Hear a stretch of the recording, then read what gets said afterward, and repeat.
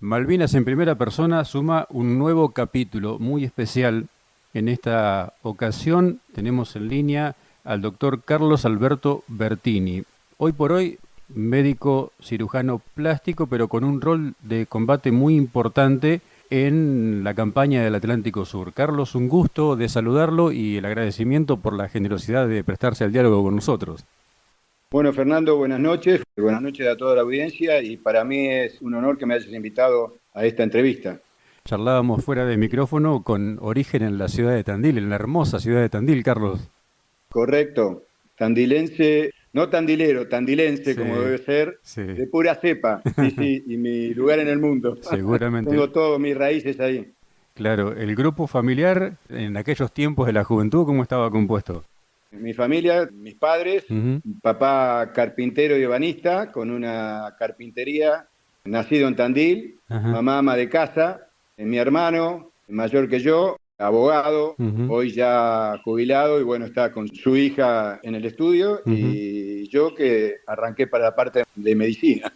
Esa elección de la medicina, ¿a qué se debe? ¿O algún antecedente familiar, algún conocido? ¿Cómo surgió la idea de la medicina? No, interesante la pregunta porque ya me la hicieron muchas veces cuando me entrevistan, ¿por qué la medicina? Ujú, Yo creo que fue generación espontánea, no tengo ningún antecedente de médico en la familia. ajá, De hecho, el primero y el único soy yo. ajá, Dije que iba a estudiar medicina a partir de los 10 años de edad, ajá. fíjate vos, y bueno, nunca cambié y es la vocación que tuve, que tengo y que moriré con ella, ¿no? Seguramente. Es lo que me gusta hacer. Sí, Muy sí. arraigada la vocación.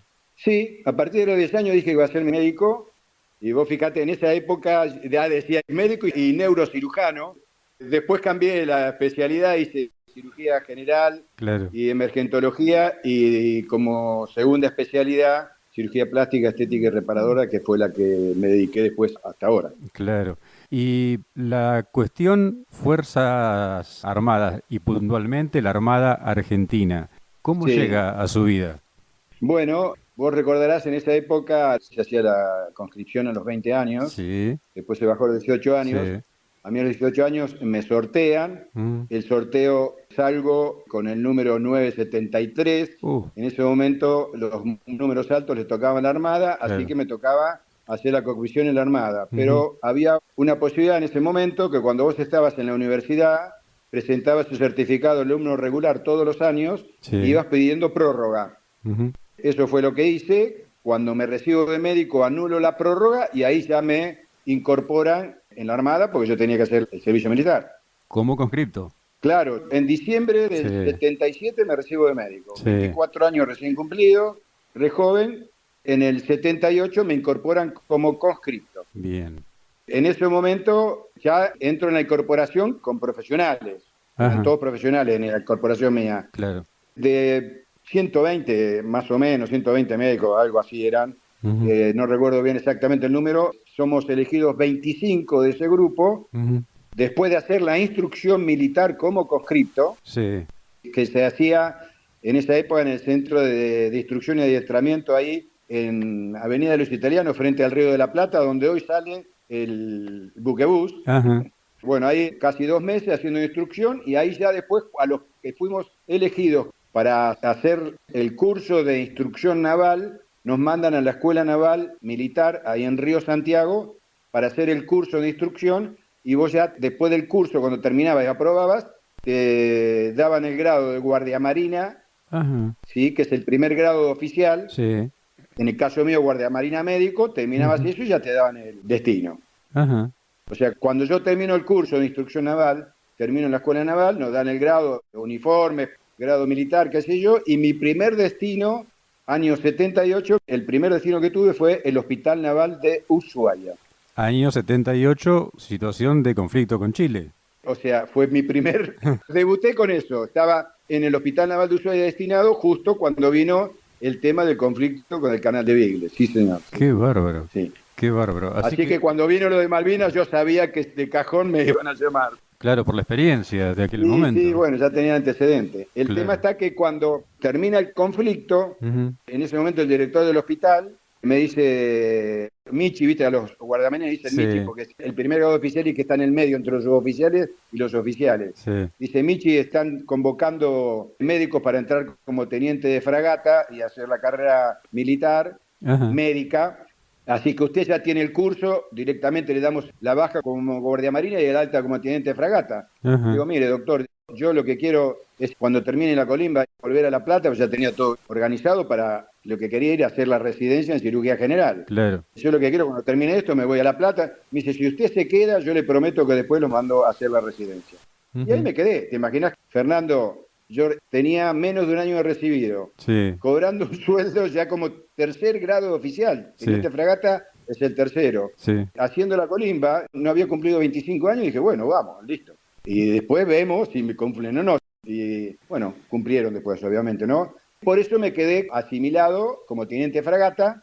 Termina el tema del conflicto con Chile. Al año siguiente ya ahí me mandan, porque había que hacer ya la parte complementaria profesional, que se llama CUCOPRO, es Ajá, curso complementario profesional, sí. a la Escuela de Sanidad en Combate en Puerto Belgrano, Ujú. donde ahí ya haces un curso y te forman ya todo lo que sea medicina de guerra, Bien. ¿entendés? Sí, sí. Evacuación de heridos, medios navales, bueno, todo lo que sea cirugía de guerra, anestesia de guerra, todo lo que sea cirugía de guerra, que eso no tenés la preparación en la universidad médica, Tal obviamente. cual, tal cual. ¿Y la familia qué decía de todo esto? Porque una cosa es ser médico cirujano en un hospital público, por ejemplo, pero otra es encarar también a la par la vida militar en esa época con todo lo que esto conlleva, ¿no? Bueno, la familia, te cuento que me hace reír porque me estoy acordando Sí, de las cosas. Mi vieja no quería saber absolutamente nada, como te podrás imaginar, una madre me que, bueno. imagino. Mi papá fue el único Bertini que hizo el servicio militar. Ajá, Le tocó también en la Armada. Él sí, lo hizo en su momento, a los 20 años, le tocó la Armada y lo hizo en la base aeronaval Comandante Espora, en aviación naval. sí, 2 años. Y él vino con muy buena experiencia, muy buena experiencia. O sea que mi viejo estaba chocho, que yo estaba ahí porque estaba en la Armada, que era su... Imagínate que para un chico en esa época, un joven sí, de 20 años y 2 años en la Armada, y la pasó muy bien. O sí. sea, vino muy contento y hablaba de su servicio militar, a todo el mundo le contaba de su conscripción. Mm. Así que, bueno, tenía 50-50, ¿viste? Uno en contra y uno a favor. Me imagino, Mi vieja ya no quería ni siquiera que estudiara medicina porque era muy claro. sacrificado, qué sé yo, bueno, viste lo que son las mamis. Sí, sí, sí, tal cual, Pero bueno, tal esa es la cual. historia. Qué etapa especial la colimba, la conscripción, ¿no? En aquella época y hasta cuando estuvo vigente.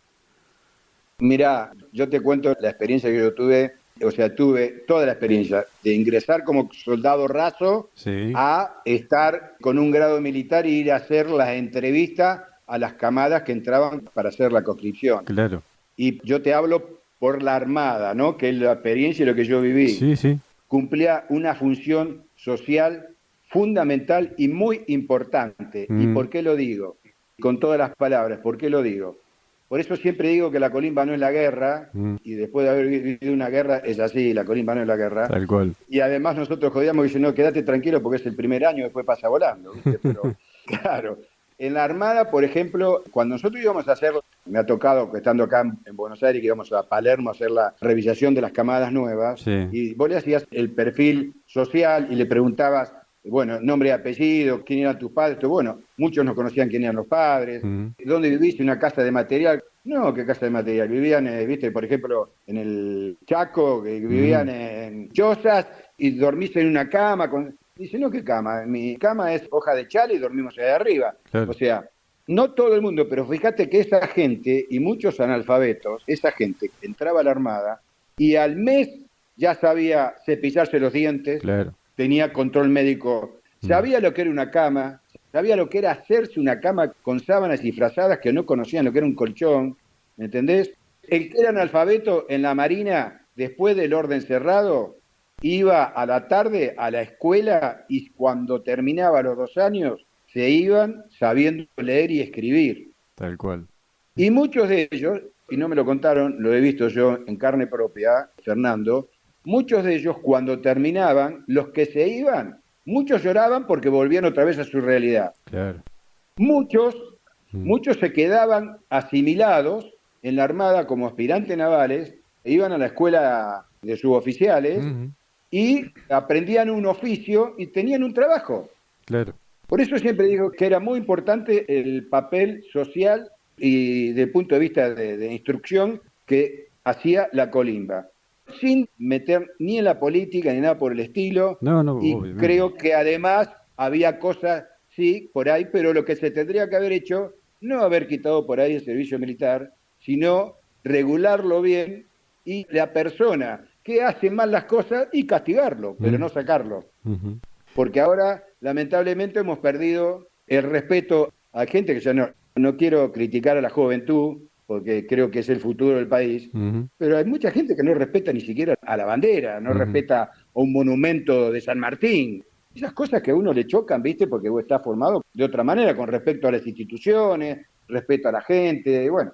Y otra de las cosas que tenía la Colimba es que, hoy que estamos hablando tanto de la transversalidad, Ujú. ahí eran todos iguales, Claro. todos iguales. Sí, sí. Venía el porteño, venía el de la provincia de Buenos Aires, venía el norteño, el sureño, eran todos iguales, todos con el pelo cortito, todos con Mm. el mismo uniforme, todos tenían que cumplir las órdenes, todos tenían que desfilar. ¿Me entendés lo que te digo? Eran todos iguales, ahí no había ninguna diferencia. Y Totalmente. aprendían camaradería, Claro, ¿sí? claro, Que es muy importante. Trabajo en equipo, fundamental. seguro. Muchos veteranos que hemos entrevistado nos han referido que Malvinas, las Islas Malvinas, le llegaron Sí, en tiempos de escuela primaria, con la labor de las maestras, contando de la ocupación británica, etcétera. En su caso, Malvinas, ¿en qué momento llega a su vida, Carlos? Malvinas llega en mi vida, sinceramente te digo, ¿Mm? yo en la primaria ni en la secundaria recuerdo de que nos hayan hablado alguna vez de Malvinas. Ujú. No se hablaba de Malvinas. Es una buena pregunta que me hiciste, pues ya me la hicieron el otro día en una entrevista que me hicieron de acá del Senado, y es la realidad. Yo creo que Malvinas empezó a tomar auge después de la guerra de Malvinas. Antes, salvo alguna que otra maestra por ahí, yo empecé a saber de Malvinas y a interiorizarme y nos daban charlas sobre soberanía y todo eso cuando ingresé a la Fuerza Armada, a los 24 años. No es un dato Y menor. sí, no, hoy totalmente diferente, por supuesto, y Claro, gracias a Dios. claro que sí. Sí, sí, Nos ubicamos en tiempos de 1982, fines de marzo, sí. principios de abril. Había unidades de la Armada que estaban afectadas ya desde hace algún tiempo. En su caso, ¿qué destino tenía por ese entonces? Yo en 1982 estaba terminando la residencia en cirugía general en el Hospital Naval Buenos Aires, en Pedro Ajá. Mayo. Ujú, Y es más, hasta me acuerdo, estábamos por ingresar, porque a veces nos preguntan, ¿y ustedes sabían que no sabíamos absolutamente nada? ujú. Nada, ninguna información, cero. Entonces yo me acuerdo, mirá, que estaba por ingresar a un quirófano, hasta me acuerdo de la cirugía, tenía que hacer una tiroidectomía por un cáncer de tiroides, Ajá. y estamos por ingresar al quirófano y viene la orden del jefe de departamento de cirugía y dice, paren la rotativa, hay que suspender todas las cirugías excepto las oncológicas, hay que tratar de evacuar la mayor cantidad de pacientes en el hospital de los que puedan ser dados de alta, porque tomamos las Malvinas y el hospital va a ser un lugar de recibir heridos. Ahora a mí no entendíamos nada, Claro. no entendíamos nada. Bueno, esta como era oncológica, entramos, operamos, terminamos de operar y ahí empezamos a escuchar la radio y la poca información que venían de las autoridades. Ujú. Y bueno, vos recordás que fue cerca de Semana Santa, Sí. entonces nos dan la orden, a todos los que estamos ahí, nos dan la orden de que no podíamos movernos de la ciudad de Buenos Aires y estábamos a la orden de llamado en cualquier momento. Yo sabía que, por lo que hablamos hoy, Sí. Ushuaia ya tenía el antecedente, y le digo, bueno, hablo con uno de los compañeros míos y le digo, Armandito Antenucci, un cardiólogo, compañero y hermano de la vida, Mm.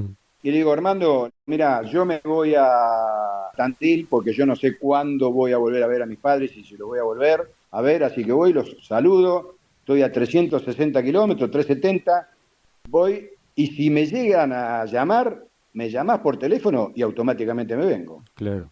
Dicho y hecho, llegué a Tandil a las 2 horas y media, me llama Armando y me dice, Carlitos, estás en el telegrama de llamado y hoy a las 12 de la noche partimos a Bahía Blanca en tren. Ajá. Comprendido, agarré, beso, abrazo y me vine para Buenos Aires. Y a las 12 de la noche nos embarcamos en tren a Bahía Blanca y la orden que teníamos, o la información que teníamos, es que nosotros íbamos a reforzar el Hospital Naval de Puerto Belgrano, Bien. ¿sí? Porque iba a ser el centro de derivación de heridos de la isla al continente. Bien. Bueno, no fue así. Es más, hay una anécdota muy graciosa. Uno de mis compañeros ahí del servicio, el doctor De Luqui Levene, cirujano también, Ajá. como íbamos a reforzar el Hospital Naval de Puerto Belgrano, íbamos a estar en Puerto Belgrano, se llevó hasta la caña de pescar. Ah, ¿y le tocó Bueno, a dónde? ahora te cuento, cuando llegamos a Bahía Blanca, formación, qué sé yo, viene la proclama, fulano, fulano, fulano, Alberto, Crucero Belgrano. No, Y a mí me tocó ir al Bahía Paraíso, que era buque hospital. claro. Se iba a formar como buque hospital. El Bahía Paraíso es un buque de transporte polar que hacía Sí, todo el relevamiento de las bases antárticas. sí. Venía de haber hecho la campaña antártica 81-82, Ujú. ¿sí? Cuando llega de la campaña antártica esa del 82, fines de marzo, le dan la orden de llevar a los infantes a Grytviken Ujú. para tomar Georgias. Sí, Y ahí hacen la operación. El buque fue como transporte de tropa del Batallón de Infantería de Marina y hacen la toma de Grytviken, de Georgia, ¿viste? claro. El día siguiente, al 2 de abril, que fue el de la toma de Malvinas, esto fue el 3 de abril. Sí. Cuando regresa de la toma de Georgias y trae a los soldados ingleses prisioneros Ujú. a Puerto Belgrano, ahí ya dan la orden de que el buque Bahía Paraíso se transformara en buque hospital. Hasta Ajá. ese momento los ingleses lo tenían catalogado como buque de transporte de tropas y pertrecho bélico, obviamente. Sí, Sí. sí, sí, sí. Y esa transformación del buque de transporte polar a buque hospital, ¿se hizo ahí en Puerto Belgrano? ¿Se hizo con personal técnico, imagino, de la Armada y participaron médicos, enfermeros, enfermeras para acomodar el diseño de acuerdo a las necesidades de la sanidad naval? Totalmente, sí, sí. El buque ya de por sí, porque es un buque de relevamiento de bases antárticas, Sí. ya de por sí llevaba quirófanos hechos, tenía consultorio odontológico, Ajá. dos quirófanos, tenía una sala de internación de 10 camas, ¿sí? O sea que ya viene preparado porque a medida que va haciendo el relevamiento de la base antártica, va haciendo también el tratamiento médico Claro. de los que hacen campaña antártica, ¿me Ujú. entendés? Sí, sí. Y bueno, eso hubo que ayornarlo además a que fuera buque hospital. Entonces se hizo un quirófano más, se puso una batea para hacer el tratamiento de quemados, Ajá. ¿sí? Las 10 camas esas de enfermería se transformaron en unidad de terapia intensiva. Ajá. Entonces todo eso hubo que ayornarlos para, imagínate, no había oxígeno central como hay por ahí en cualquier hospital hoy, hubo Claro. que poner los tubos de oxígeno, trincarlos porque en navegación eso no se mueva. Ujú. Bueno, todo eso se hizo con los ingenieros de talleres navales Claro. y médicos, enfermeros, enfermeras, las chicas, las enfermeras, Ujú. trabajaron un montón para armar el buque también a la par nuestra y 24 horas antes dieron la orden de que no marcaban. Eso Uh, fue un dolor muy grande que es el día de hoy que todavía tienen las chicas me imagino. porque querían ir. Y a nosotros eso, aunque te parezca mentira, nos provocó al principio un trastorno. ¿Por qué? Porque suponete, en la parte quirúrgica, vos como cirujano, si Sí. no tenés la instrumentadora, a los 10 minutos la mesa de operaciones, la mesa quirúrgica de instrumental es un despelote. Sí, claro. ¿Entendés? Entonces, en navegación, ya cuando empezamos a navegar, tuvimos que empezar a instruir a los cabos enfermeros, Ujú.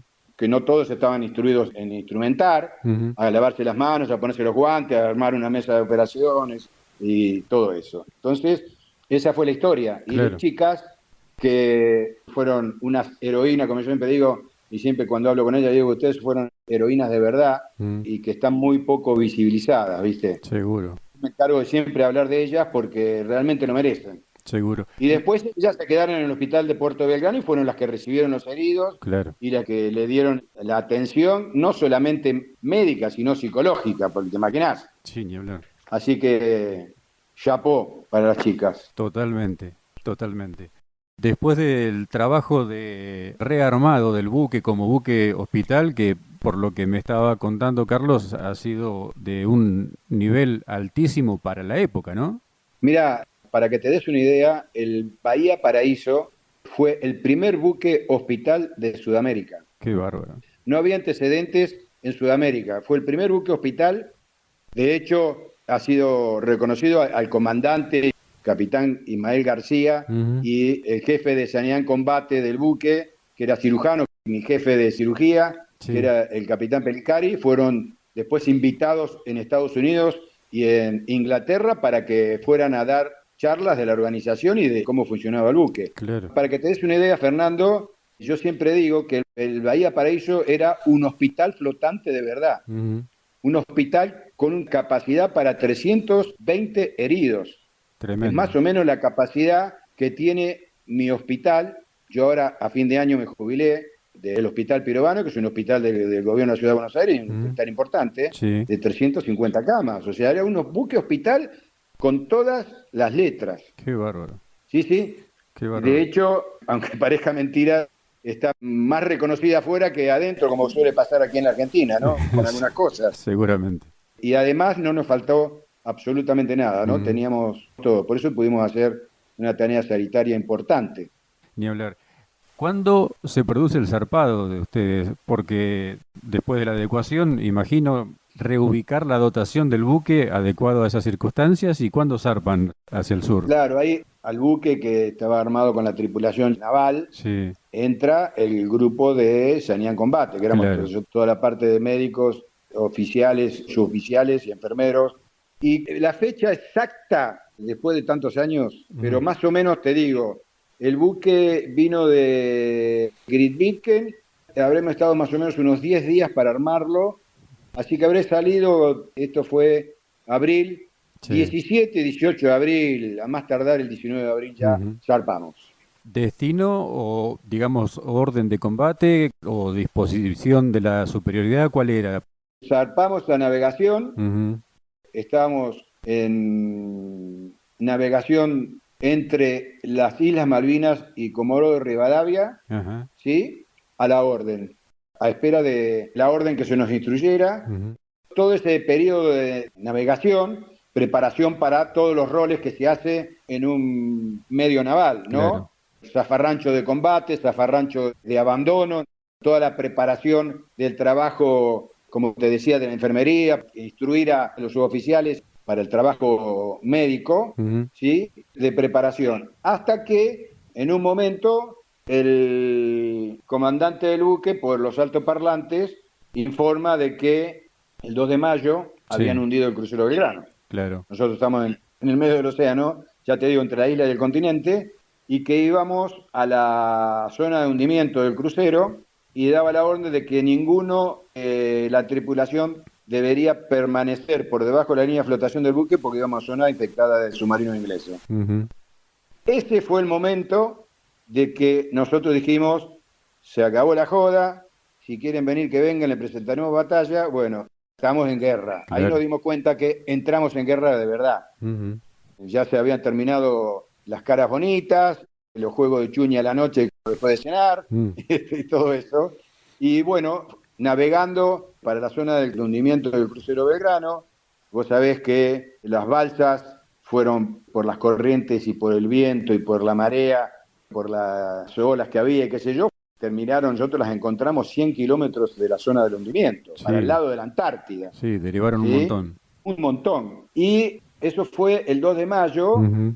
a la tardecita tuvimos la orden, nosotros llegamos el 4 de Mm. mayo a las 6 de la mañana Ajá. a la zona de hundimiento.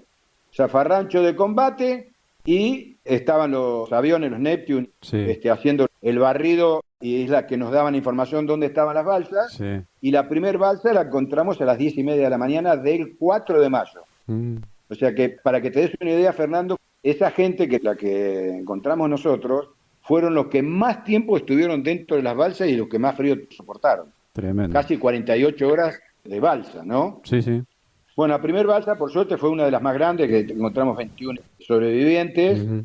Después encontramos otras más y ya empezamos al día siguiente a encontrar balsas que había 5 o 6, todos fallecidos por hipotermia. Claro. Nosotros fue el único buque que hizo rescate sobreviviente que trajimos cadáveres, Ajá. 18 cadáveres en total. Los demás, el Piedrabuena, que estuviera cerca del crucero, Sí. ellos rescataron las primeras balsas que estaban llenas y fueron los que trajeron la mayor cantidad. Ellos no tuvieron fallecidos. Claro. Nosotros sí, lamentablemente. ¿Cómo se hacía el rescate de las balsas, Carlos? ¿Cómo rescataban al personal desde el buque? Bueno, el buque, viste que es un buque alto. Los aviones nos daban la posición. Sí. El buque iba en posición y se acercaba a la balsa.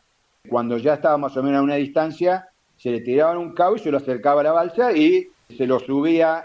Depende, había por ejemplo heridos que hubo que subirlos con las grúas en las camas esas rígidas, Sí. porque por ahí estaban con fracturas o quemados, y la mayoría era tal la desesperación de ver el buque que subían por la escalera de gato, viste esas sogas Sí. que tienen, lo habrás visto en las guerras. Bueno, a pesar de estar 2 días en una balsa sentados y con frío, en la desesperación de subir, sacaron fuerzas de cualquier lugar, pero esa es la manera de rescatarlos. Claro. El tema está que nos empezó a complicar porque la Armada tiene un axioma que dice: ningún marino abandona a sus camaradas. Uh-huh. Y el comandante dio la orden de hasta la última balsa. Hasta la última balsa quiere decir hasta que la última balsa no fuera revisada, nosotros no nos volvíamos. Porque éramos, imagínate que ya después de 48 horas, la única salvación que podían tener posibilidad de vida. Sí. Y realmente fue así hasta la última balsa. El tema estaba que había balsas que por ahí estaban vacías, llegábamos y no había nadie, entonces nosotros en el buque llevábamos 2 helicópteros, un Puma, en ese momento de ejército, porque el Puma de la Armada había sido batido en Grisviken, sí. Así que era un Puma de ejército, y teníamos un Alouette de la Armada, entonces iban con los helicópteros, bajaban los buzos tácticos, sí. requisaban la balsa, no había ningún sobreviviente, y ahí se le dio la orden de que las pincharan para que se hundieran, para que no entorpecieran el trabajo del avión, viste que avisar balsa de que no había nadie. Hasta que ya no hubo más balsas ya con vida, después de las 48 horas, 72 horas, y ahí se dio la orden de regresar con los sobrevivientes y con los cadáveres a Ushuaia. Todo esto contado así parece una cuestión muy sencilla, pero estamos hablando de un mar picado seguramente, con mucho viento, la zona... Claro. 8 a 10. Claro. Para que te des una idea. El tema está que el Bahía Paraíso es un buque polar, pero un buque muy, muy marinero, donde tenía barras antirrolidos. Ajá. Y bueno, era un buque que rolaba poco. De hecho, nosotros hacíamos intervenciones quirúrgicas en navegación y nunca teníamos tanto problema. Claro. ¿sí?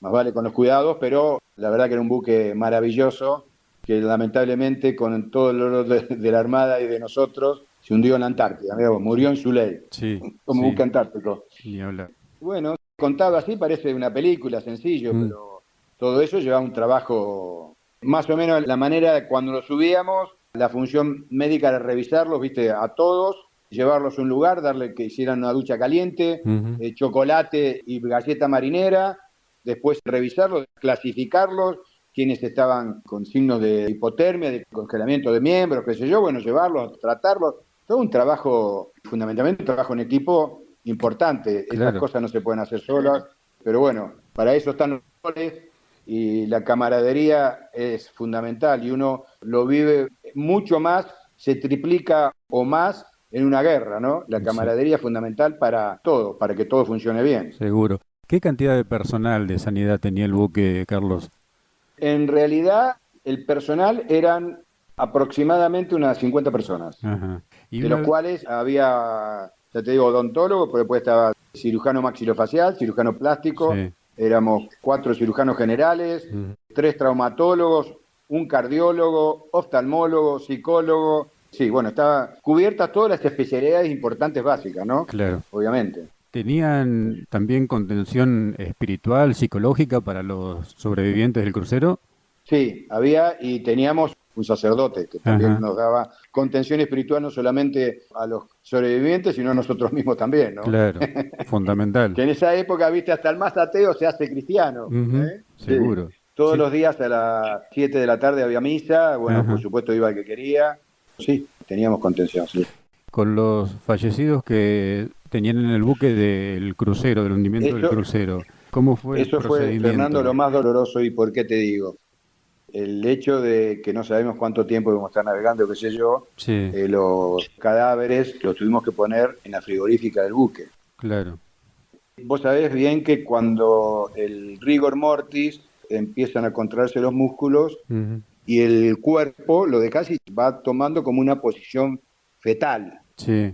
Lo llevamos ahí, pues tenemos que conservarlo hasta traerlo al continente. Ujú. Y el problema fue cuando llegamos a Ushuaia y teníamos la orden de entregar los cadáveres a los familiares en los cajones. Entonces hubo que hacer un procedimiento, yo fui uno de los encargados de hacer eso. Primero vino la policía de Tierra del Fuego, de Ushuaia, a tomarle huellas digitales para identificar los cadáveres. Imposible, cadáveres congelados, que habían estado sumergidos en agua salada, qué sé yo. Nada, el que hizo un trabajo titánico fue Luisito Calviño, el odontólogo, Ujú. haciendo la ficha odontológica.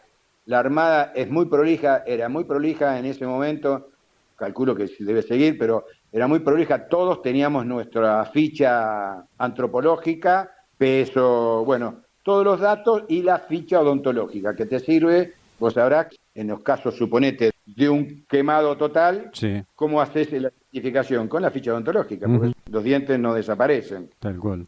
salvo que los pongas en un horno pirolítico, Ujú. pero bueno, así que hubo que identificarlos ahí y el tema está que sacarlos del frigorífico, ¿cómo hacíamos para ponerlos dentro de un cajón? Entonces hubo que sacar los helicópteros del hangar, se prendieron las toberas, ¿viste? Son los caños que largan aire a temperatura. Sí.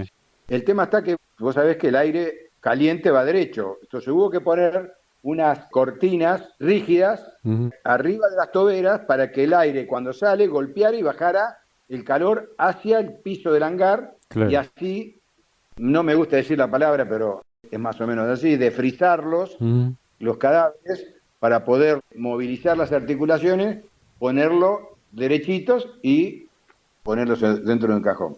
Esa tarea fue la que uno hoy cierra los ojos y te sigue apareciendo en las Ujú. imágenes. Claro. Para nosotros fue el primer contacto con los muertos de la guerra Ujú. y vos después tomás dimensiones y decís, estabas manipulando héroes de verdad, Claro. habían ofrecido su vida, lo más sublime que tiene un ser humano, que es la vida Ujú. por la patria y por la bandera. ¿Sí? Y en el caso de ustedes, Carlos, nos ha contado en estos minutos, desde el rescate de las balsas y hasta este mismo momento, una situación tremenda para el impacto emocional de un ser humano. Y Sí, en ese momento la historia para ustedes recién estaba empezando, faltaba todavía todo lo demás. exactamente, la historia recién ahí empezaba. Y además, ahí la historia empezaba y no solamente eso, sino que el tomado de conciencia de que estamos en guerra. Claro. A veces te preguntan, ¿viste? ¿Y vos tenías miedo? Que yo, y digo, no sé la palabra miedo. Por ahí miedo estuvimos cuando estuvimos ya en Puerto Argentino, que estábamos fondeados ahí, Ujú. recibiendo los heridos por helicóptero, por las barcazas, en bombardeo aéreo de Puerto Argentino, del aeropuerto, qué sé yo. Pero yo digo, éramos medio inconscientes. Vos en ese momento no te ponías a pensar si tenías miedo, porque tampoco lo sentías, no era una sensación de miedo, pero tampoco te ponías a pensar, uy, estuve en una guerra, qué sé yo. La mayoría, hubo algunos flaquearon, pero nadie. Mm. Pero en ese momento eras como medio inconsciente y como que vos sabías ya cuál era tu rol, cuál era tu especialidad, qué era lo que tenías que hacer y tenías que hacerlo porque era así, estabas en ese momento de la historia. No tendrían demasiado tiempo para pensarlo tampoco. Tampoco. No, no, no. Cuando venía el zafarrancho de combate, y bueno, cada cual en su posición y se acabó. Yo estaba como jefe de recepción y clasificación de heridos. O Ujú. sea, en el hangar teníamos tipo catre, Sí, ¿sí? Porque el buque por el calado nos llegaba a amarrar en puerto. sí, Entonces, en Puerto Argentino fondeábamos en el medio de la bahía de Puerto Argentino y el 90% de los heridos nos venían en helicóptero claro. que iban y venían y nos traían los heridos. Entonces, llegaban en helicóptero, bajaban ahí en el helipuerto, entraban en el hangar donde estábamos nosotros y ahí otra tarea difícil para que no está preparado, Ujú. clasificar y decir, bueno, este puede esperar, este va a internación clínica, este ya tiene que ir a quirófano porque no puede esperar, este tiene un compás de espera de 3, 4, 5 horas. Bueno, esa clasificación, que es lo que normalmente se hace en emergentología, se llama triage. Sí, Es la clasificación de la gravedad de los heridos. Y después de eso, cuando terminaba eso, que ya dejaban de venir los heridos, a cambiarnos, ir a los quirófanos y empezar a trabajar. Claro. El Bahía Paraíso, nos Dale. contaba Carlos, estuvo fondeado solo en la bahía de Puerto Argentino o circundó las islas en algún momento. Circundamos las islas, sí, sí, Ajá, circundamos las islas. En la bahía de Puerto Argentino evacuábamos heridos, pero también recorríamos el canal San Carlos ajá, para ir relevando todos los puestos de combate del lado de Gran Malvinas y de Soledad, de las claro, dos islas. claro, Y ahí sí, el 100% de los heridos venían en helicóptero, cuando íbamos por el canal. claro. En Puerto Argentino nos traían en helicóptero y venían también las barcazas que estaban en Puerto Argentino, traían los heridos también. Por ahí los heridos más complicados, más graves, los traían las barcazas. Ujú. Y esos desplazamientos del buque alrededor de las islas, ¿eran, digamos, una situación de real peligro o estaba bien identificado como buque hospital? Linda pregunta, Fernando, ¿por qué te digo? Porque nosotros, desde el principio estaba hablando que estamos navegando a la orden, Sí, el buque está pintado como buque antártico, o sea, casco naranja y estructura amarilla. sí, Cuando dijeron buque hospital, nosotros salimos con la cruz roja sobre la estructura amarilla, que nosotros decíamos esto, le hicieron la cruz para que los ingleses hagan tiro al pato, ¿viste? Era tal para que hagan cual, puntería, tal cual. porque no estábamos, como dice la Convención de Ginebra, que los buques hospitales tienen que ir con las cruces, que yo, pero pintado de blanco todo. Mm, Por eso la orden fue de no permanecer por debajo de la línea de flotación, porque claro, además los ingleses al Bahía Paraíso lo tenían catalogado como buque de transporte de tropa y de pertrechos bélicos, por Georgia, por lo de Dicken, como te claro, comenté. claro. Entonces, cuando fuimos a hacer el rescate del crucero, fuimos como buque hospital con las cruces, pero antártico. ¿Me explico? Sí, sí. Cuando volvemos con los sobrevivientes del crucero y los evacuamos en Ushuaia, ahí estuvimos en Ushuaia un par de días, en ese momento se pintó de buque blanco con Mm, las cruces como dice la Convención de Ginebra y a partir de ahí ya vinieron los veedores de la Cruz Roja, vamos a romper las 200 millas de exclusión, ujú, ¿sí? Ya como buque hospital, pero cuando entramos en la zona de exclusión, en el primer viaje fuimos interceptados por dos helicópteros misilísticos ajá, ingleses. Uno se pone en proa, apuntando al buque en proa, y el otro posa en el helipuerto del Bahía Paraíso. ujú, Se bajan tres oficiales ingleses y revisan todo el buque de punta a punta, ajá, todo el buque.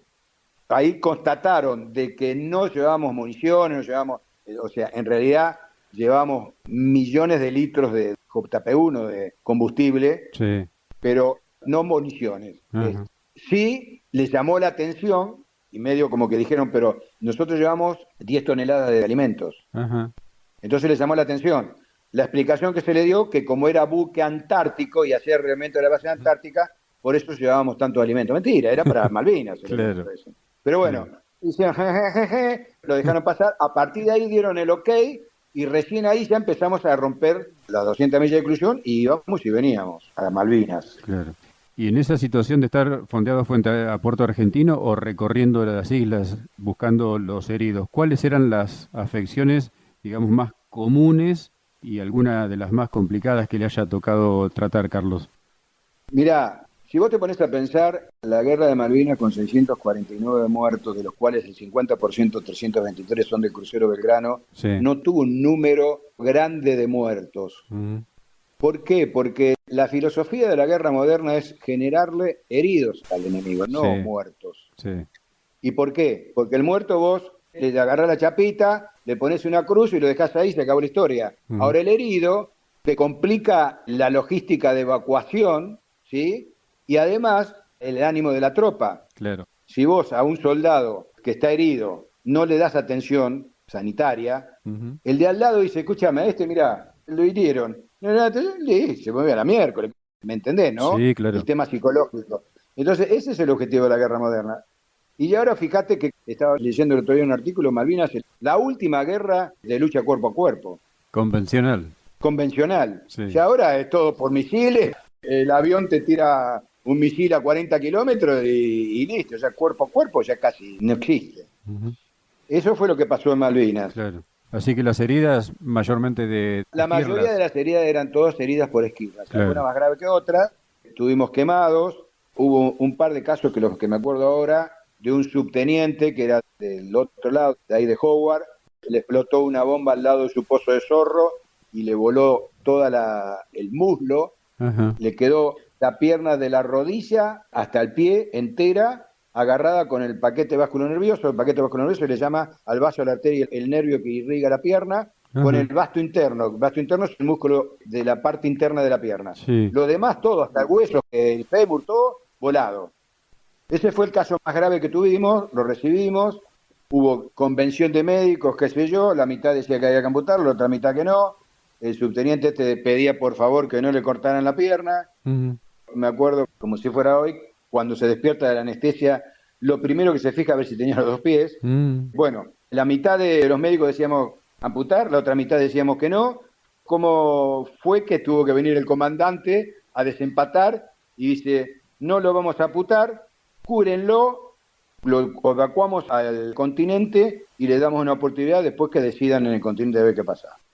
Bueno, ese subteniente, obviamente, llegó a Comodoro Rivadavia, lo estaba esperando en un avión, el avión lo llevaron al Campo de Mayo, creo que al día siguiente o al otro, Estados Unidos, y en Estados Unidos tienen la política bien de cirugía de guerra, Ujú. a las 72 horas estaba amputado Claro, y a los 3 meses cambió con una prótesis, ¿me entendés? claro. Ese fue el caso más grave que tuvimos, y el otro fue un quemado con napalm, Mm. lo tratamos en el buque, le salvamos la vida, se curó, no recuerdo ahora el nombre, que era un conscripto de Mar del Plata, Ajá. y hace un par de años nos encontramos, porque nosotros nos juntamos todos los años, hacemos la reunión una vez por año de toda la tripulación, Sí, de los que vamos quedando, y bueno, vienen todos, ¿no? Ahí ya somos todos iguales, no hay oficiales, no hay suboficiales, no hay soldados, no nada, claro. somos todos hermanos. Y vino este chico y bueno, fue una alegría, nos largamos a llorar, todos los abrazos, agradecidos, qué sé yo. Que vivió en Mar del Plata este soldado. Qué bárbaro. Conscripto, la Marina es conscripto, ¿viste? No Sí, es sí. soldado. Sí, sí, sí, claro. ¿Le llegaban casos de pie de trinchera también o se los trataban en el hospital de Tuvimos Malvinas? muchos, Ajá, tuvimos muchos. Sí. ajá, Tuvimos muchos pies de trinchera, patología de la Primera Guerra Mundial. ujú, Pero bueno, sí tuvimos, de hecho esos fueron casos importantes, se atendieron todos, se derivaron al Hospital Naval de Puerto Belgrano, ujú. de hecho después presentaron trabajos y ganaron premios internacionales con el trabajo, porque eran patologías que, a ver, los ingleses ya no tenían, no tienen penitenciera eso. Ujú. ¿Y por qué en Puerto Belgrano? Porque en Puerto Belgrano, como está el centro de cámara hiperbárica, Ajá, se hizo trabajo con tratamiento con cámara hiperbárica, viste, con oxígeno a alta presión, sí. y se salvaron muchos pies y muchas piernas, Ujú. y por ahí se disminuyeron las lesiones, algunos con amputarle por ahí un antepié o apuntarle un dedo, qué sé yo, pero no amputarle la pierna, ¿no? Claro, Sí, sí, hubo muchos sí, claro. casos de esos. Y casos, digamos, psicológicos, tipo ataques de pánico y cosas así, especialmente también recibían. No recuerdo haber visto Ajá, ninguno, ajá, no. Por ahí, viste, en la zona del regimiento, en el frente, que sé yo, puede ser. claro, Nosotros como derivación así por pánico, no claro, tuvimos ninguno. claro. Los británicos tenían un buque hospital también. Sí, los británicos tenían 4 buques, de los cuales uno era el buque hospital, el Uganda, Sí. que era el buque hospital inglés, el más importante, el más grande. Ujú. El Uganda era un buque de crucero de placer del Mediterráneo, Ajá. que ellos cuando viene la guerra lo chupan, le hacen una plataforma de helicóptero porque no tenían, Ujú. porque era un buque de placer, Sí. y dicen que lo hace, es buque hospital. Ujú. Pero yo estuve en el Uganda porque, ya te digo, el jefe de salida en combate, el capitán Pericari, que era mi jefe de servicio, Ujú. me elige a mí y a Ricardo Sete, que era nuestro anestesiólogo del equipo. Ujú. Digo, bueno, vamos a ir los tres. Nos fuimos en el medio del Atlántico, del Bahía Paraíso al Uganda, en nuestro helicóptero, en el Puma, para organizar la evacuación de los heridos y de los pilotos que se habían infectado y que habían rescatado ellos, que Ajá. los tenían en el Uganda. Bien. Así que en esa misión también estuve y tuve oportunidad de charlar con los ingleses. Cuando nosotros aterrizamos ahí en el helipuerto del Uganda, nos pusieron un médico a cada uno al lado y nos hicieron recorrer, nos mostraron todo el buque, porque es un tema de cortesía y de tradición Sí. naval y de tradición entre la parte sanitaria, no hay guerra, Claro. ¿sí? es de ayuda. De hecho, en ese viaje nos habían pedido, porque ellos tenían problema de abastecimiento con el tema de la sangre y algunos medicamentos y coagulantes que no tenían, y en ese viaje les llevamos. Siempre me preguntan, ¿los ingleses recibieron sangre argentina? Sí, señor, recibieron sangre argentina. Se la llevamos nosotros. Y el trabajo que ellos tenían era bien de buque hospital, pero bien de cirugía de guerra. Ajá. Para que te des una idea, ellos no tenían quirófanos como teníamos nosotros armados, que eran quirófanos como un quirófano en un hospital. Sí. Ellos habían hecho, la sala más grande, ¿cuál es? La sala de baile de cualquier buque, ¿viste? Sí. Ellos habían hecho con cortinas transparentes largas 4 quirófanos que estaban uno al lado del otro, separadas con cortinas, y ellos ahí operaban bien cirugía de guerra, ¿viste? Venían amputar y a otra cosa. Alguno con una herida en el cráneo, drenaje y a otra cosa. Además no tenían internación como teníamos nosotros. Nosotros teníamos las bodegas con cuchetas para internación y teníamos una capacidad para internar 300 heridos, es una barbaridad. Después que nosotros estuvimos ahí, se invitó y vinieron ellos al buque nuestro y bueno, se quedaron asombrados de la manera que nosotros estamos trabajando. Claro. No es que no entendían, no creían que nosotros realmente el buque hospital fuera un buque hospital, de verdad. Claro. Digamos que en ese sentido Argentina lo superaba a Gran Bretaña. Totalmente. Vos sabés que después, mirá vos qué interesante, esto es muy importante y poco lo saben, que eso salió la idea del Bahía Paraíso y del comandante, Ismael García, no me alcanzo a nombrarlo, un excelente profesional, excelente naval, excelente persona, y realmente si hoy estamos vivos gracias a él, lamentablemente ya partió hacia el descanso eterno, que Dios lo tengan en la gloria, señor comandante, pero ideó, o sea, después con contactos con el Comando de Sanidad, salió la idea de él y después se elevó a la Convención de Ginebra y se nombraron 2 adendas que están registradas ya en la Convención de Ginebra, una ponerle sonares a los buques hospitales para que los submarinos detecten y no le tiren, no lo ataquen. Porque el submarino, a ver, por más blanco el buque, el tipo tiene el sonar, le sale el bultito del buque y le tiran el torpedo y se acabó la historia. ¿Qué sabe? Bueno, ponerle sonares, mira vos qué importante, uno. Y el otro, que salió a raíz de la guerra de Malvinas, poner un centro de encuentro de los buques hospitales para este tipo de cosas, para la ayuda mutua, para la evacuación, para intercambio de los heridos y qué sé yo. Que acá, en el caso de Malvinas, se puso en el norte de las islas. Claro. Bien en el Atlántico, en el norte de las islas. Y nosotros cuando íbamos y nos encontramos con el Uganda, nos encontramos ahí, en ese punto. Entonces ya sabían las 2 fuerzas, la Fuerza Aérea nuestra y la Fuerza Aérea inglesas, que en ese lugar estaban los buques hospitales. Ahí ya cualquier buque que estuviera por ahí estaba en operación de sanidad y no se atacaba. Y ellos tenían 3 buques, el Hidra, el Ecla y otro más con H, que no recuerdo este no está en el nombre, que eran lo que se llamaban buques ambulancias. Entonces, ¿qué hacían ellos? De la isla al buque hospital iban estos buques ambulancias y los trasladaban al Uganda. Claro. Ese es el manejo de ellos. Nos contaba que el Bahía Paraíso no tenía mucho rolido. En el caso de las cirugías, navegando y con el mar característico de la zona del Atlántico Sur, ¿qué es más complicado, el cabeceo o el rolido para la intervención? Ambos, porque vos fijate que si vas en un lugar donde te sube y te baja, cabeceo, y después rolido, te hace un movimiento en círculo. Los otolitos no se te arreglan nunca. Claro. Terminás mareado, ¿viste? No, ambos. Claro. Por eso el buque tenía barras antirrolido. Era un buque antártico sin ser un rompehielos. El Irizar es un rompehielos. Y la diferencia entre uno y el otro, ¿cuál es? El espesor de la capa de hielo que puede romper. Claro. O sea, el Bahía para eso podía romper hielos de 3 metros de espesor y el Irizar 6, 7, 8 metros. Claro. ¿Entendés? Esa es la diferencia.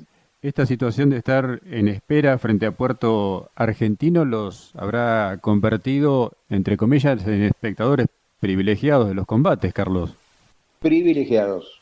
Hemos estado bajo bombardeo aéreo, sobre todo en la época que viste que ellos querían, de todas maneras, el objetivo era bombardear el aeropuerto. Sí.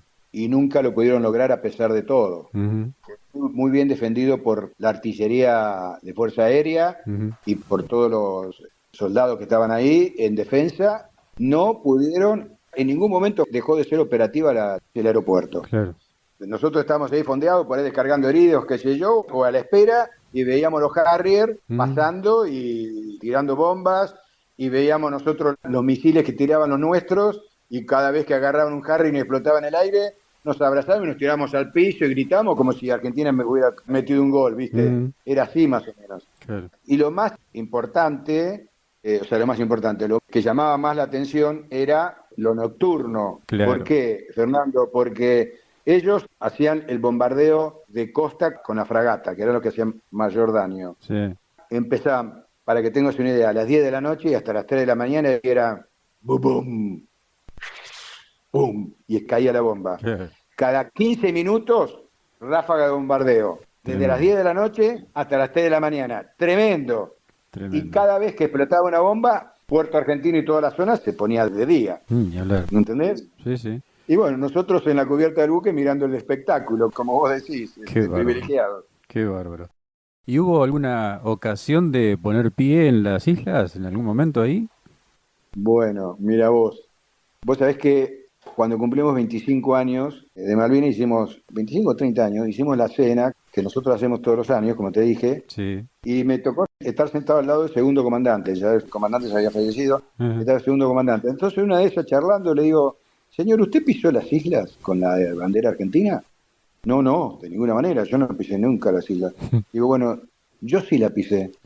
Ahora se lo puedo contar, porque si lo hubiera contado en ese momento, estaría peinando pingüinos en la Antártida. Todavía me hubiera estaba metido preso. en una cana porque no podíamos, no teníamos autorizado para bajarnos. Claro. Estando fondeado en Puerto Argentino, Alfredito Sidale, un oficial de la Armada, él era de cuerpo comando, que era jefe de una de las barcazas esta que te digo que pasaba pertrechos bélicos de una isla a la otra, traía heridos, qué sé yo, bueno, sí. Alfredito, te imaginás, llega un buque naval de su fuerza, vino a saludarnos, qué sé yo, y yo ya lo conocía de la época de Ushuaia.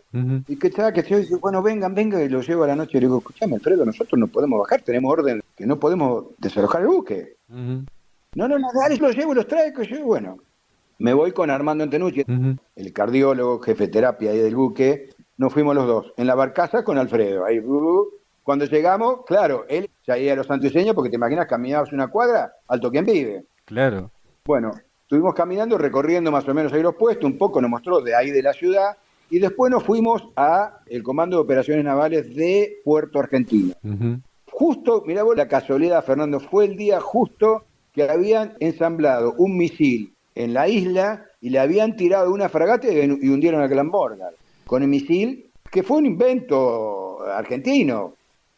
Así que nosotros estábamos ahí con Alfredo en el centro en comando de operaciones, sí. Y llega todo el grupejo a los gritos, viste, con una euforia del G7, le dimos la fragata, que no sé cuándo, bueno, ahí festejo, que esto y que el otro. Terminamos a las 3 de la mañana, a las 3 de la mañana escondidito, vinimos en la barcaza, de nuevo el buque, subimos la escalera y subimos. Bueno, así que me di el gusto, por lo menos, poder decirle a mi hija y a mis parientes que tuve el orgullo de pisar las islas flameando la bandera argentina. Pero, ya te digo, de trampa. Claro. Imagínate que si en ese momento daban la orden de zarpar y yo no estaba ahí, no, hoy estaría en cana todavía. Ni hablar. Ya que mencionó la familia, ¿hubo algún momento en que pudieron comunicarse con la familia? La comunicación era nula, estando en el buque, estando en Puerto Argentino. O sea, la comunicación era cuando regresábamos al continente. Sí. Entonces la desesperación de todos era, en esa época, Fernando, no había celular, no había nada. Te imaginas lo que hubiera sido hoy con la tecnología de ahora, la cantidad de videos, fotos que hubiéramos tenido. Pero bueno, la desesperación era, suponete, bajábamos ahí en Punta Quilla y nos íbamos a la ciudad, a un teléfono público con el Cospel, meter y llamar a casa para decir, estamos bien nada más. Claro. Porque no podíamos decir absolutamente nada, o sea, no podíamos dar ningún tipo de información, nada más hablar lo necesario, estamos bien, qué sé yo, viste, la euforia de mi hermano, no, viste, porque acá decían, no, que esto y lo otro, que estamos ganando la guerra, no, mirá, no están así, qué sé yo, pero nada más, no omitamos opinión, esa era la consigna. El 14 de junio, el día del cese del fuego, estaban allí frente a Puerto Argentino, donde se ubicaba el Bahía Paraíso por esas horas. A nosotros el 14 de junio nos agarra zarpando del continente a Malvinas, a la madrugada. O sea que nos enteramos en viaje, tipo 11 de la mañana más o menos, creo que fue la capitulación. El repliegue, digamos, nosotros no nos gusta a los veteranos de guerra decir rendición. Ujú. Estamos replegados, no rendidos. Así es, así es, Nos agarra navegación porque regresamos de un viaje que habíamos evacuado heridos claro. y ya cuando llegamos ya a Puerto Argentino ya había sido la rendición, o Ujú. sea, la capitulación, y ya no nos dejaron ni siquiera acercarnos a la bahía. Ajá. Estábamos en el medio, rodeado por la flota inglesa, mirando con el ojo como el 2 de oro la cantidad de helicópteros y pertrechos y cañones y cosas que bajaban, Ujú. pero estábamos ahí, no nos dejábamos ver, hasta que nos dieron permiso de acercarnos al puerto, Sí. a Puerto Argentino, para empezar a evacuar heridos y empezar a evacuar los soldados que habían quedado prisioneros. Ajá. O sea que a partir de ahí empezamos a hacer la evacuación de los soldados, ya traerlos al continente. Claro. ¿Sensaciones cuando se enteró de la capitulación, del repliegue? Y bueno, son encontradas. Por un lado, una sensación de alivio, por otro lado, una sensación de gran tristeza. Ujú. Alivio por el hecho de decir, bueno, se acabó, ya está. Después de que nosotros ya veíamos los últimos días, sabíamos que era casi un final de muerte anunciada. Ujú. Pero bueno, tristeza por todo lo que se había perdido, fundamental. Perdido no a nivel material, sino a nivel humano, ¿no? Claro. Quien más, quien menos tuvo sus amigos, sus camaradas fallecidos. Y bueno, yo le tengo un gran respeto. Yo siempre digo, viste, a veces cuando abren dicen, no, pero ustedes, vos sos un héroe. Digo, no, disculpame, le digo, yo no soy ningún héroe. Para mí los héroes son los que entregaron la vida por la patria, los que están en el fondo del mar, en custodia permanente de nuestro mar, y los que quedaron ahí en el cementerio de Darwin, en custodia del territorio. Ellos Ujú. son los héroes, los que entregaron la vida. Es así. Claro. Y bueno, yo te agradezco por un lado la oportunidad de poder hablar de todo esto. ¿Por qué? ¿Por qué? Porque como dijiste hoy fuera del audio, qué importante que la historia la cuenten los verdaderos protagonistas de la historia. Seguro. En el caso mío, a mí me costó 20 años empezar a hablar de Malvinas. Hay cosas Ujú. que mi familia se van enterando hoy, después de 42 años, después de escuchar las entrevistas que me hacen. Y eso fue haciendo un mea culpa de los veteranos, y a veces lo hablamos entre nosotros. Fue un error nuestro de no haber empezado a hablar y a contar la verdadera historia, y fue espacio que tomaron gente que ni siquiera estuvo cerca del agua a contar cosas que nunca vivieron, Claro. y se tergiversó mucho. Por suerte ahora ya está cambiando y ha cambiado, por suerte. Ujú. Pero bueno, después de eso volví a Malvinas cuando se cumplieron 35 años del 14 de junio, Ujú. en el 2017, porque tenía necesidad de volver, ¿sí? Ujú. A cerrar el círculo, como digo yo. Bien. Era una idea que quería también ir a rendir homenaje a nuestros héroes que están ahí, y quería vivir lo que me faltó vivir, porque si bien yo estuve en la guerra, estuve en el medio de bombardeos, qué sé yo, dentro de un buque hospital con una función específica, no estuve en el frente de batalla. Claro. Entonces quería ir hasta ahí. Tuve la suerte de ir con un grupo de infantes de marina, del BICO, un batallón de infantería comando, que eran de ametralladoras 12,7 antiaéreas. Sí. Otro de Hermanos de la Vida, el negrito Víctor Villagra, que era infante. Ujú. Ella había hecho 2 viajes y le digo, negro, el próximo viaje, cuando organices, me prendo y me voy con ustedes. Bueno, organizó el tercer viaje, fuimos, así que eran 10 infantes y yo, médico, que no tenía nada que ver Ujú. con ellos. Llegamos allá, viste que allá cuando vas, el avión va y vuelve de LAN, y tenés que quedarte una semana hasta el otro sábado que va y viene el avión. Sí. Bueno, nos quedamos una semana y fuimos a todos los lugares donde ellos habían estado, donde estaba su pozo de zorro, caminando desde Puerto Argentino hasta cada puesto donde habían estado ellos. Ujú. Y viendo, viste, bueno, los lugares, todos los pertrechos que quedaron, los restos, qué sé yo. Y vivir eso que yo quería vivirlo con ellos, el lugar, cuando llegamos a los pozos de zorro, donde habían estado ellos, bueno, era una alegría desbordante, y largarnos a llorar, a cantar el himno nacional, a Ujú. abrazarnos, todo un acontecimiento. Y estoy agradecido de la vida de poderlo haber hecho. Y lo que te quería contar, lo más, lo más emblemático de eso, Fernando, fue el cementerio de Darwin. Me imagino. Cuando llegamos al cementerio de Darwin, es tanta la energía que vos vivís ahí, sobre todo si sos argentino y tuviste algo que ver y sabés que ahí están enterrados héroes de tu patria. Sí. Es tanta la energía. Yo cuando llegué ahí me arrodillé, me largué a llorar y me puse a rezar. No me podía mover. Es una sensación inexplicable en ese momento. Bueno, agradecido a Dios y a la vida de poder haberlo vivido, ¿no? Y haber podido humildemente ir a rendir homenaje a nuestros héroes. Sin dudas. Una de las cuestiones que se plantean en el marco de la guerra es que Inglaterra esconde sus muertos. Recorriendo las islas, ¿se percibe alguna diferencia en cuanto a los números que acusan los ingleses y la realidad de lo que muestra el territorio? Totalmente. Buena pregunta. Tenía hoy la idea de, bueno, a ver qué vamos a hablar, que yo creo que cosas importantes. Esta es una de las cosas importantes, porque estuve leyendo el otro día un artículo donde se habla, ahora, por ejemplo, de 14 de junio, se cumple la batalla de máxima resistencia, Monte London, donde hubo muertos de los dos lados.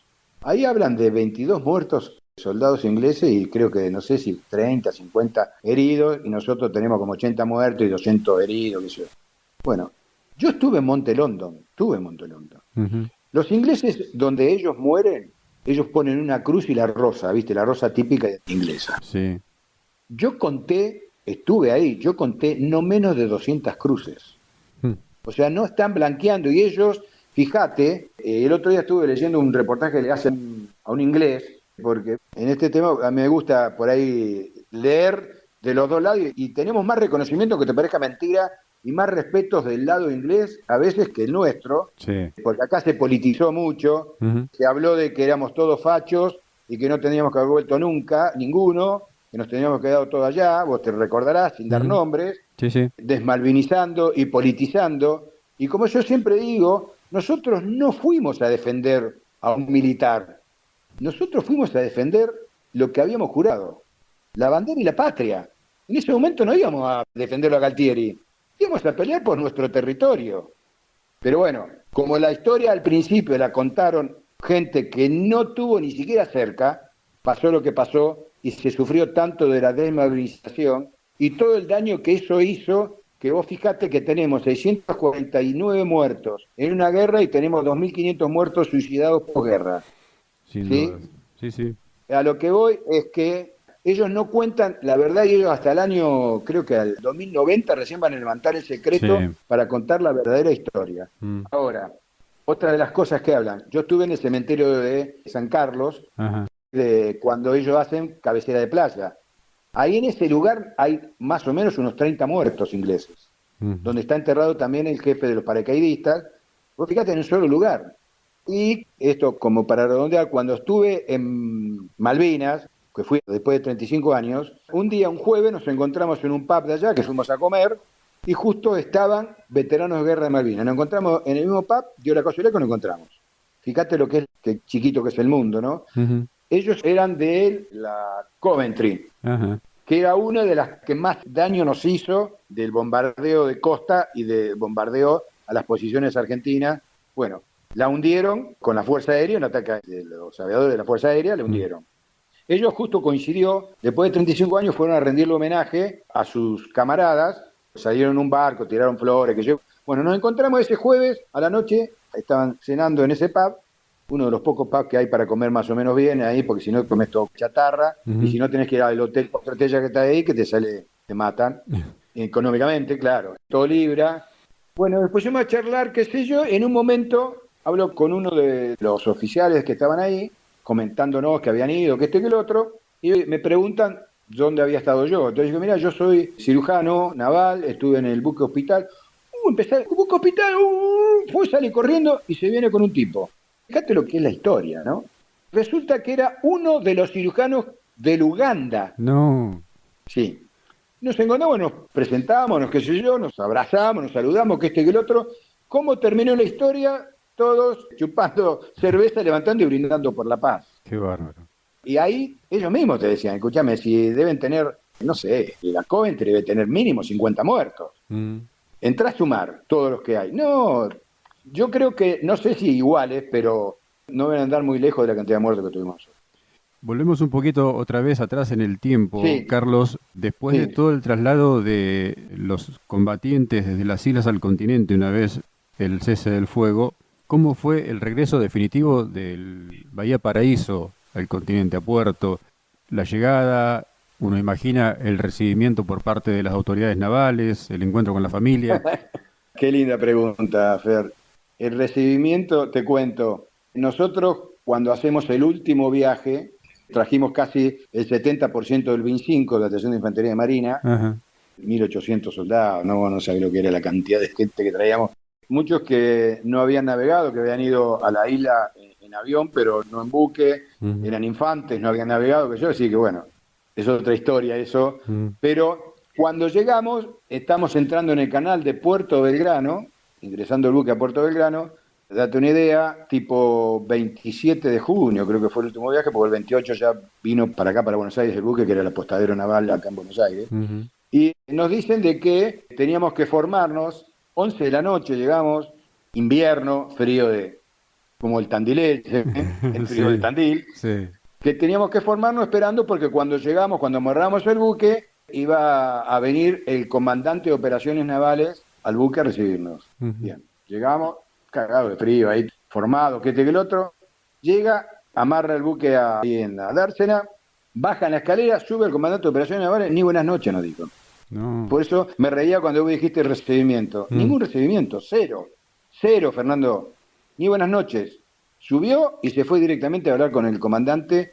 Ese fue el recibimiento que tuvimos. Nada. Entonces, viste, nosotros nos mirábamos y nos decíamos, ¿qué carajo estamos haciendo acá? Claro. Después de haber hecho todo lo que hicimos, bueno, Mm. esa noche quedamos ahí. Al otro día a la mañana, tipo 8 de la mañana, más o menos 8:30, vinieron mi familia de Tandil a Ajá. buscarme, vino mi hermano con mis padres, agarré todos mis bártulos, me subí al auto y me fui a Tandil, que nos dieron un mes de licencia, me fui a Tandil y me quedé todo el mes en Tandil, obvio, con mi familia. Claro. Ese fue el recibimiento. Tremendo. ¿La Por eso, familia preguntaba por lo vivido? sí, sí, Y, fundamentalmente mi hermano, ¿viste?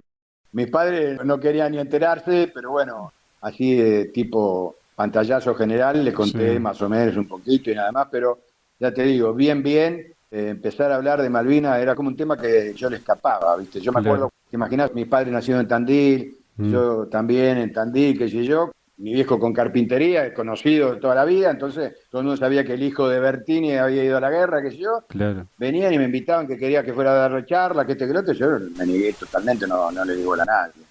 No quería saber nada, quería estar tranquilo y que no me joda nadie, Mm. ¿viste? Sí, Y claro. comer asado. Claro. Digamos que el Sí. silencio de los veteranos, el silencio inmediato a la guerra de los veteranos fue un poco por generación espontánea, ni forzado ni pensado por los mismos veteranos, sino que directamente no hablaban por sí nomás. Mirá, en otra entrevista me preguntaron cuándo consideraba yo que había empezado la desmalvinización. Ujú. Y yo contesté con toda la sencillad del mundo. La desmalvinización empezó desde el primer segundo que terminó la guerra. Claro. Que después los políticos la acrecentaron. Ujú. Pero esto fue así. Sí. O sea, había perdido la guerra, hay que taparlo, ¿viste? Perdimos el mundial, a miércoles hablemos de otra cosa y esconderlo. Mm. Fernando, yo tengo amigos que, sobre todo que en ese momento eran soldados, que Ujú. cuando volvieron mentían el año de nacimiento porque no le daban trabajo si lo asociaban con que tenían 18 años en el 82. Claro. Yo ya era médico, o sea, tenía una profesión, pero imagínate el soldado que vino con 18, 19 años, todavía no tenía un oficio, nada por el estilo, venir de una guerra con todo eso vivido, con la desmalvinización encima, que nadie le daba bolilla, ni asistencia psicológica, ni médica, ni un carajo, Mm. disculpame la expresión, pero es así, Real. y encima iba a buscar trabajo y le decían, no, vos sos un loco de la guerra, o no te dan mora, o te decían, sí, sí, después te llamo y no. Es así, fue así, lamentablemente.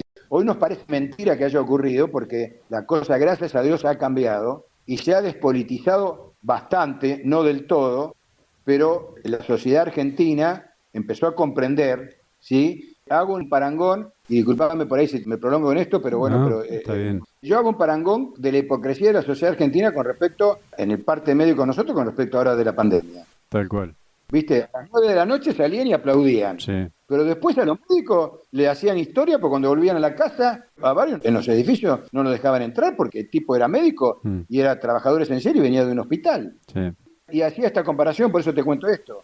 Si en una sociedad no respetamos a quien va a cuidar tu salud, y en una sociedad no respetamos y valoramos a quien dio la vida por la patria, ¿qué futuro nos espera? Sin dudas.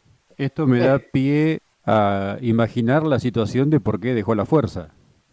Sí, bueno, yo me fui de baja en el 85, Ajá, porque cuando termine todo esto vuelvo otra vez a mi destino, que era el Hospital Naval de Buenos Aires. claro. Esto fue 82. 83 me quedé en el hospital, viene fin del 83, yo ya había ascendido a teniente de navío y me viene el pase a Base Aeronaval Punta Indio, en Verónica. Sí. Yo era cirujano ya.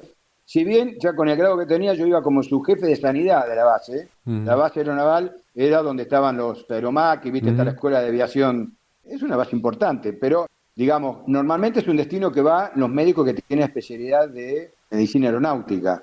En el caso mío, como era cirujano, yo había pedido por cercanía de Tandil, cuando tuve que elegir especialidad dentro de la medicina naval, yo había pedido hacer medicina de buceo porque iba a Mar del Plata y estaba cerca de Tandil. Y me agarró mi jefe y me dice, usted como cirujano, ¿cuándo va a operar un paciente bajo el agua? Déjese de joder y no va a ir a Mar del Plata. Bueno, comprendido. Y ahí a la semana me dice, va a ir a hacer la especialidad de médico infante de marina. Comprendí y me fui a hacer el curso de medicina de infantería de marina y en baterías. Claro. Bueno, teóricamente mi especialidad era infante de marina. Entonces cuando viene esto a Base Aeronaval Punta Indio, me voy, un destino de mínimo 3 años. Cuando vuelvo, el residente de primer año opera más que yo voy a tener uniones. Claro. No, que aquí, que allá, que destino operativo. Sí, bueno, está bien, pero mándeme un destino operativo que esté más cerca. Bueno, justo ese año fallece mi padre, fin del 83, me cambian de pase, me voy de licencia, cada vez de mi padre, me voy de licencia, bueno. Cuando vuelvo, rectificativo de pase, de nuevo, Base Aeronaval Punta Indio. Ahí dije, se dan todos, presenté la baja, y igual de todos modos, me hicieron cumplir el destino, a pesar de todo, porque en ese momento, los años 84 y 85, Fernando, fueron los años de más éxodo de los oficiales de la fuerza, no solamente de Marina, donde se pidieron la mayor cantidad de bajas, obviamente, ¿no? Claro. Así fue la historia. A pesar de esa situación, digamos, con respecto a la fuerza, con respecto a la Armada, imagino ocupará un lugar relevante, muy relevante en su historia de vida. Número uno, Fernando, número uno, como soy crítico en algunas cosas, nobleza obliga, para mí fue mi primer trabajo, Claro. donde me formó como persona y como hombre y como médico, porque la experiencia que yo hice en esos años que estuve en la Armada, no lo hubiera hecho por ahí en 10 años afuera. Claro. De hecho, yo tengo muy buena relación con la fuerza, muchos amigos que siguieron la carrera, sigo siendo socio del Centro Naval, mi corazón está en la Armada. Fue mi inicio de carrera médico y bueno, y la vida, como decimos siempre los veteranos, la vida nos tenía preparado una sorpresa, la sorpresa era la guerra. Tremenda sorpresa. Y sí. Para muchos una bisagra en la vida, para muchos veteranos, Malvinas. Para usted también, imagino.